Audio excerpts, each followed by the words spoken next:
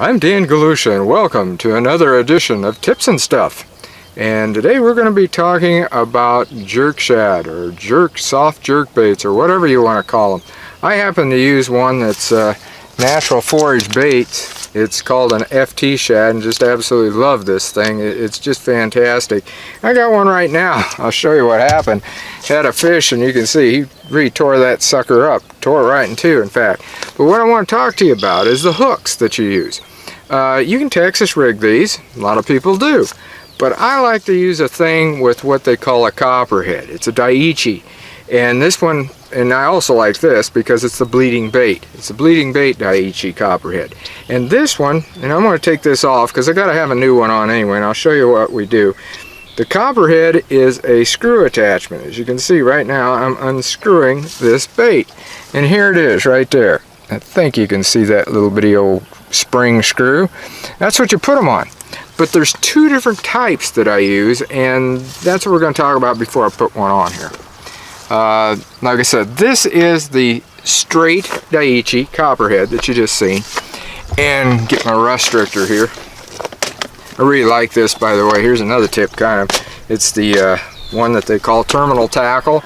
And with that Rustrictor stuff, which is also in the edge boxes, it'll keep everything from corroding, you know, 5 times longer than any others. Now, I was telling about the butt dragger, and that's what I'm going to try to get out of here. I got it mixed in with my regular Copperheads. Well, this will show you, this is actually without the Copperhead, which is fine. You're not going to fish it that way, but that's what you can do. Put that down there. This is the butt dragger portion. You can see this lead back here. All right, and you see how it's kind of chopped off. You can take pieces and make that a smaller weight if you want. Now, why would I use this butt dragger over that regular Copperhead without a weight? There's certain things that I'll do. One thing is I like finger jigging a jerk bait. That's right. Yeah, you don't hear about that too much. And when I do finger jig it, I like to have some weight. It kind of acts as a keel and brings that down. I'll grab the one it's all chewed up, showed you. When that comes down here, it will make it so that it goes along evenly, just like that, except that the tail has a little bit of action to it when you're finger jigging, just like it does when I'm using a T-shad or anything of that sort, the drop shad, any of those that I put on a regular H2OB fishing head. And those work great that way. But there are times, such as right now, I'm fishing very, very heavy weeds. This just hasn't been working. I switched over to the straight Copperhead and then just used the twitch like this so that it would dart off the side and have a lot of irregular action, especially when you go by a clump of weeds. If you go over a clump of weeds, get it over it quick and then let it drop right on the other side and twitch that. And I'll tell you, that really works. And while we're at tips on how to do this and how to rig it, I'm going to show you how I'm going to put that one on here in a second. There's a lot of different rods out there that you use, and you're not going to think of this rod as that sort of a rod. This is an 8-foot B'n'M, and it's what they call a Russ Bailey. Now, most of you, I know you're thinking, crappie rod? Well, true, it is, I guess, considered a crappie rod, but it works great for these jerkworms, jerk shad, whatever you want to call them. You know, they're soft plastic jerk baits, I guess you'd say.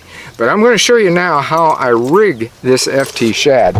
And like I said, there's a lot of these on the market, a lot of them. And this FT Shad just caught me. I mean, it does more than just catch fish. It catches the anglers too. But it's a good catch. Now, you take this screw like this. I'm going to put this rod down here. There we go. Okay, now you take this screw and you take right on the front of it and you push that and get your finger down like this because you want to get a good bite on it. And then what you do is you screw it in, start it, get it going, and once you do, it'll take hold. There it goes. Now it's screwing on. And that goes right up inside. In fact, I can even smell the kicking bass that's in this, and that's what these FT Shad have, are kicking bass. Now you want to screw it all the way around until that belly is facing the hook. And as you can see, it's got that slot in the belly for the hook. Now you take this and you get it positioned. That's the way you want it to come out, just like that. You push it forward and then bring it outward. Now you notice that barb. What I like to do is what they call skin hook it. You put it right back in so that you can see I can rub my finger down there without getting caught on that hook. But as soon as that fish hits that pops up, you got them. And that helps too when you're using this sort of a rod. I know a lot of people don't do that, but this rod really works great. I'm very satisfied with it. So that was a quick tip for you on some of the hooks you could use, the rod, even the tackle box.